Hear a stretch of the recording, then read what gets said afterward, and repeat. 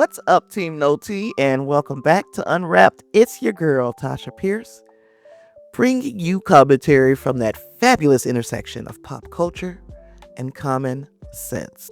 So, we're going to dive into something that made me raise an eyebrow, then maybe both eyebrows, and a whole nother set of eyebrows. Y'all, I had to borrow a whole different person for them eyebrows to get raised. You might have been seeing these headlines floating around this story about the U.S. Naval Academy and their library. Now, libraries, y'all, they're supposed to be these bastions of knowledge, right? Places where you can find anything and everything and expand your mind, challenge your perspectives. That is the idea. But apparently, for some time, the Naval Academy decided some books needed a little vacation from the shelves. We're not just talking a few, we're talking almost 400 books initially removed from their libraries. And the reason? A Pentagon memo about divisive concepts related to, of course, diversity, race, and gender. Yeah, you heard that right. Diversity, race, and gender is a divisive concept. Now listen, when I first saw it, and anytime I see something like this, my common sense meter starts blaring louder than a Houston heat wave in August. Because what exactly are divisive concepts when it comes to books on history, identity, and the human experience? Are we talking about literature that promotes critical thinking? We're talking about discussions around systemic issues, or just anything that makes someone, quote unquote, someone uncomfortable. Because growth, true growth, often comes from a place of discomfort. Am I right?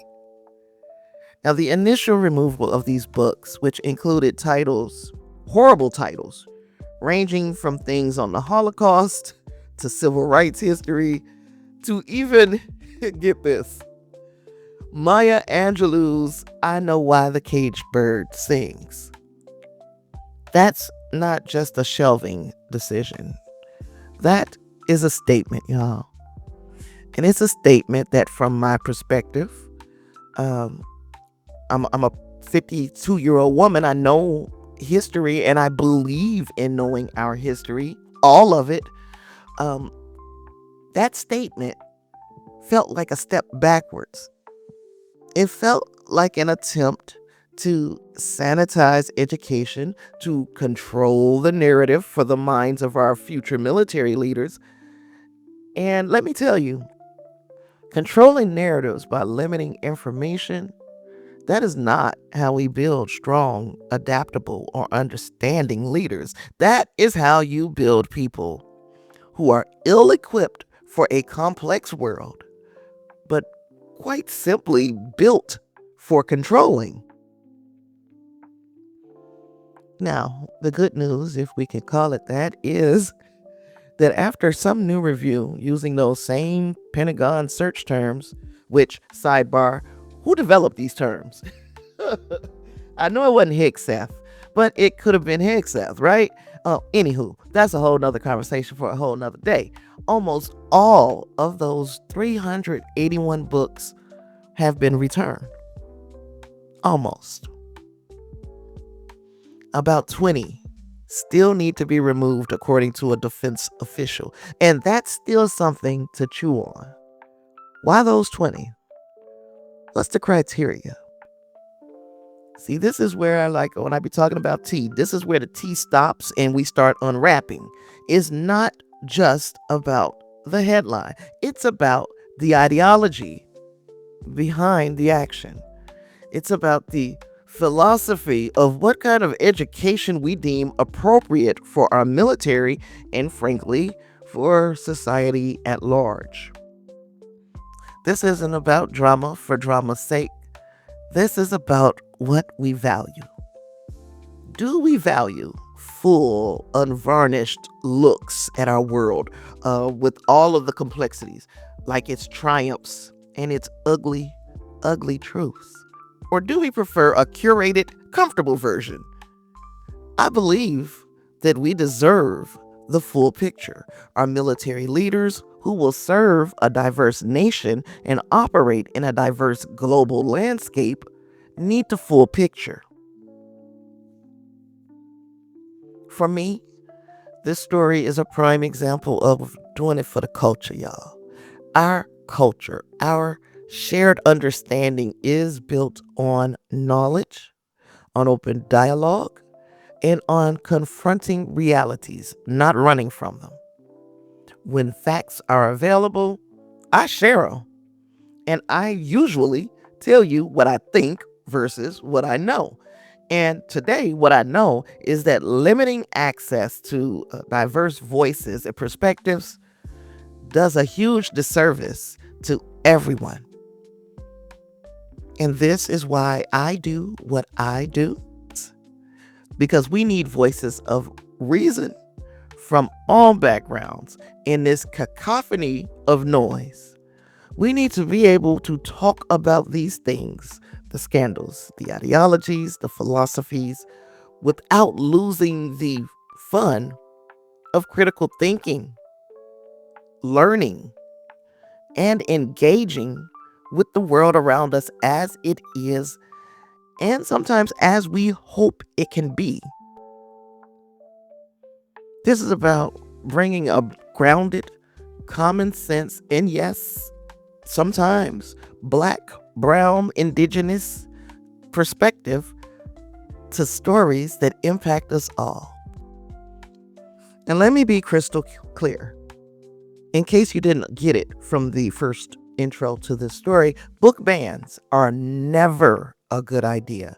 Not at the Naval Academy, not in public schools, not at your local library, and definitely not in communities that are already fighting to have their voices heard. See, the problem with banning books isn't just about the physical removal of paper and ink. It's about silencing lived experiences. It's about controlling the narrative of who gets to matter and what parts of history are worth remembering. But here's the truth, y'all. Banning books is not about protecting people. It's about protecting power. You ever notice how it's always the same kind of books getting snatched off the shelves? Books about race, gender, sexuality, resistance, or anything that paints America in a light other than the land of the free, home of the brave. That's not a coincidence. That is strategy. And not the kind that makes you smarter, the kind that keeps you in the dark. That's what kind of strategy this is. And if we're being real, and you know, I always try to keep it real with you, book bans don't make kids safer. They make them less prepared to walk in the real world. The real world where people don't all look the same, love the same, believe the same, vote the same. Hell, we need critical thinkers, not programmed robots. We need people who can recognize injustice, not ignore it because they never read about it, learned about it, heard about it in school. Look, when we grew up, yes, I'm going there. I'm going there, boomer-ish. When we grew up, reading the autobiography of Malcolm X, we would read those kinds of books under the covers with a flashlight. I Know Why the Cage Bird Sings was something that was influential to many a person, and didn't just see Maya's story when we read those. I saw pieces of my own. These books didn't corrupt me. They completed me. They gave me language for my own pain. They gave me strength. And imagine telling a kid today that they don't deserve that. Their story is too political, that their identity is too divisive. Baby, please.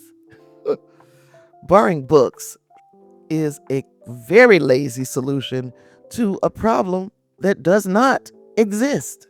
If you're scared a book might make someone uncomfortable, maybe it's because that book is speaking a truth that's been ignored for far too long. Maybe the discomfort is the point. Growth is not supposed to feel like a massage. They don't call it growing pains for nothing. Sometimes growth feels like a slap in the face, but we come out of the other side stronger. And if you're really worried about what young minds are exposed to, don't police their books. Teach them how to question what they read. Teach them how to think critically, how to challenge ideas, how to compare perspectives. That is what real education looks like. That's how we build a generation that can lead with empathy and wisdom, not fear and control. So let's say it with a chest, y'all. Book bans are not about morality, they are about manipulation. They're not protecting kids, they're protecting systems that benefit from silence. And I don't know about y'all, but silence ain't never saved a soul.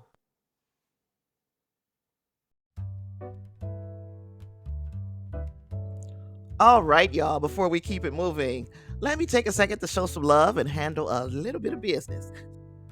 So, if you're feeling what I'm doing over here on Unwrapped, from our occasional pop culture deep dive to real talk about what's going on in this world, make sure you subscribe so you never miss a drop.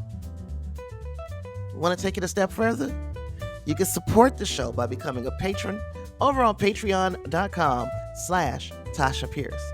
That's how I keep this thing independent and authentic. Plus, every dollar helps keep the mic hot, the research deep, and the content consistent.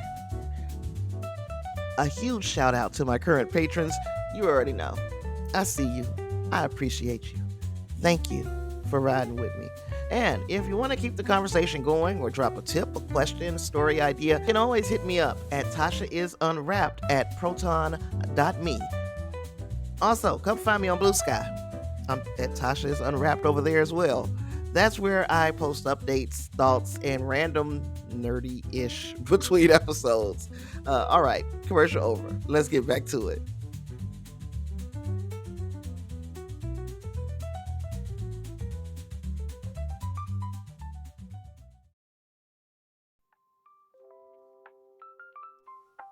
Now, if we really want to talk about book bans and pop culture, we have to bring up Fahrenheit 451. That book wasn't just about burning pages, it was about burning ideas. Ray Bradbury warned us. He laid it all out like a sci-fi prophecy. In his world, people weren't just banned from reading.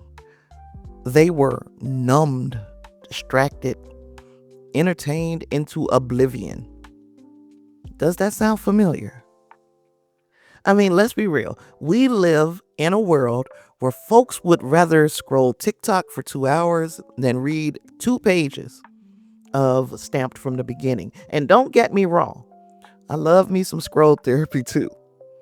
But when we lose the ability to sit with information, to wrestle with hard truths, to let that shit breathe, when we lose the ability to engage with history beyond what we were spoon fed in high school, that's when we get played. That's when authoritarianism starts creeping in through the back door, quite slick, wearing a smile and whispering, "We're just protecting the children."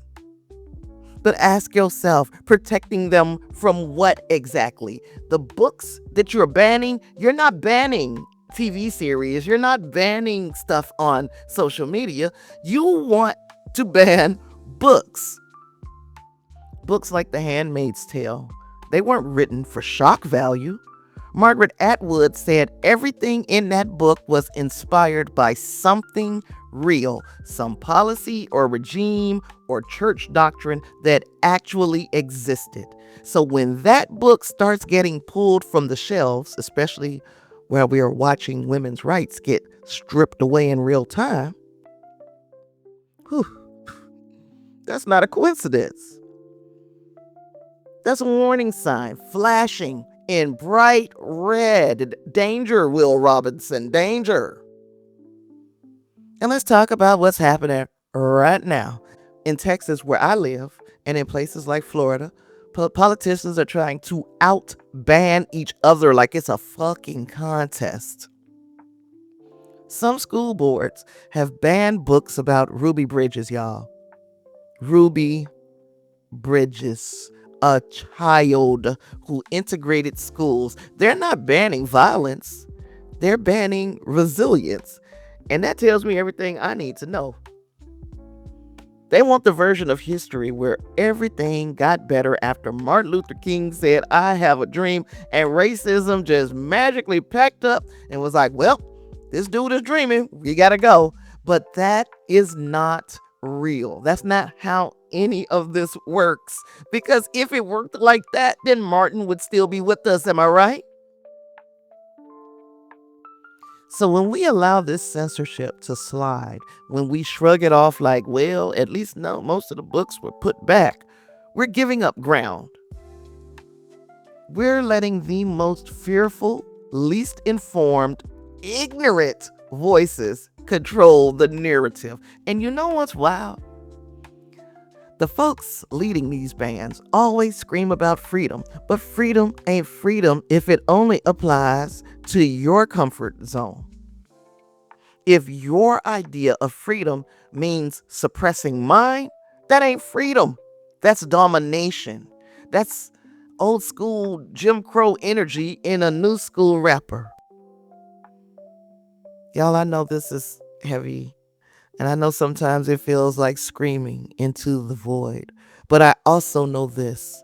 Every single movement that ever changed the world started with someone who read something that opened their eyes.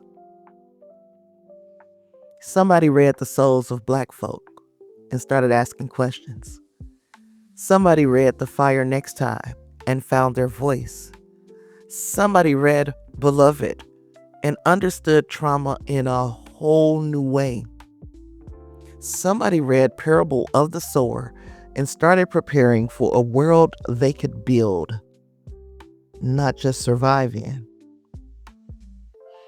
Books are seeds, and they grow different in every mind they're planted in. That is the beauty. That's the power. And that's why they're trying to bury them. But you know what they say, right? They tried to bury us. They didn't know we were seeds. And as seeds, what do we do about this?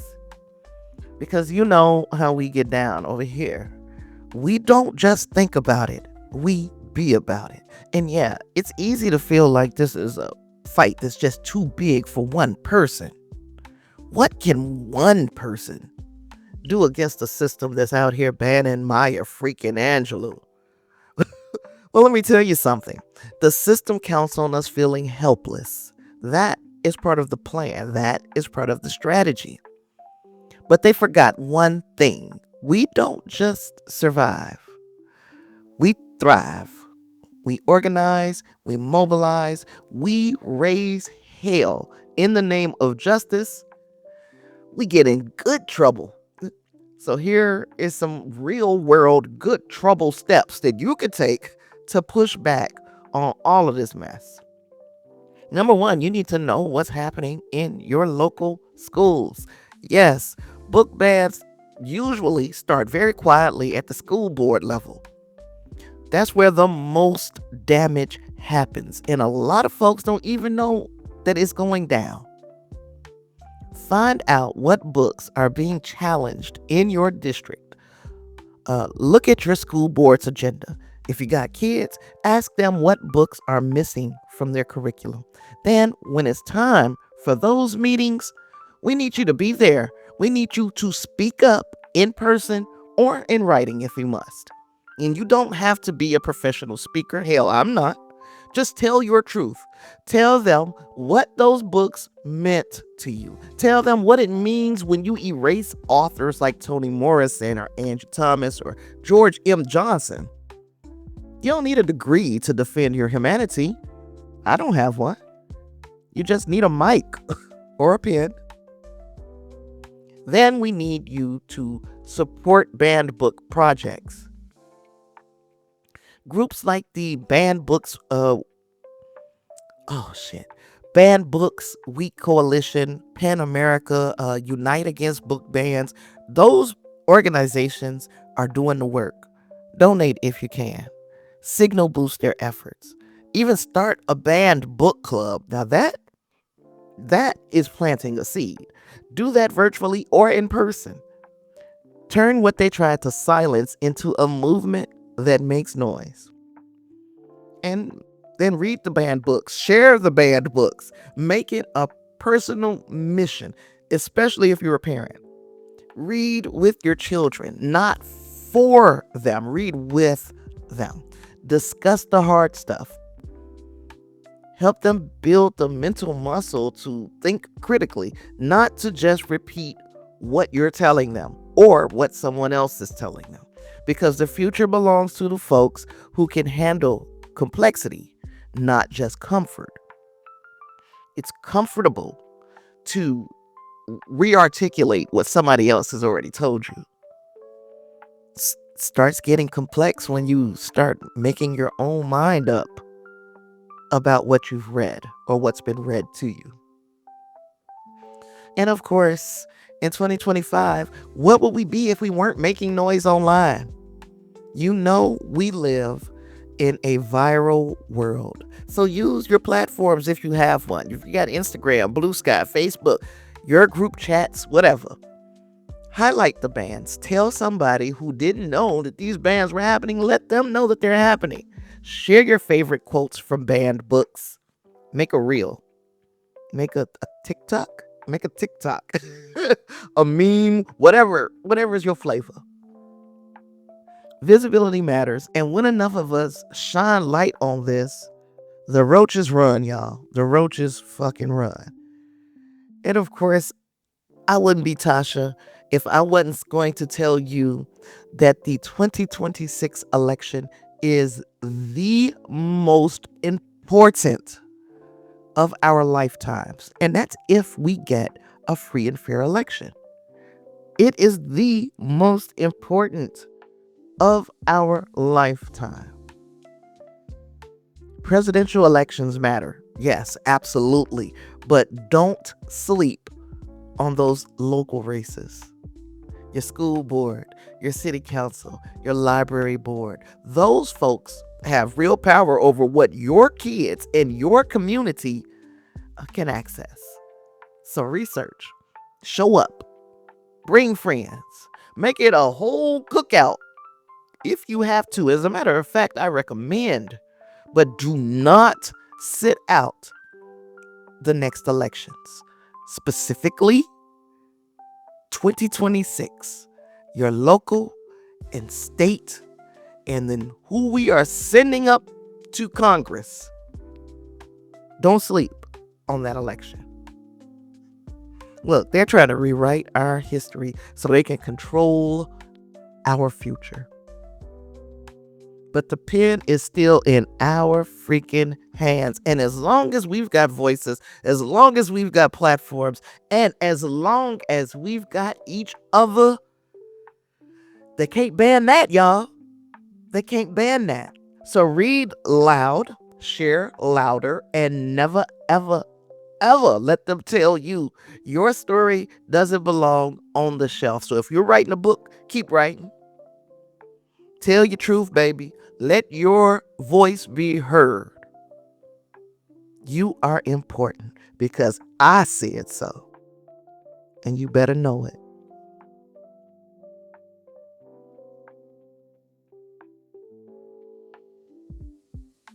I dropped knowledge today, y'all. Did not spill tea. Even though, as much as I don't like spilling tea, I would never ever tell you to ban the tea spillers. No, I believe that we deserve so much more than just tea. I want you to expand your mind, y'all. I want you to keep your mind open. Share what you learn. Get activated. Get angry. Fight like hell. This has been Tasha Pierce from UnWrapped, and I'll see you in the next one. Thanks for hanging with me. Peace.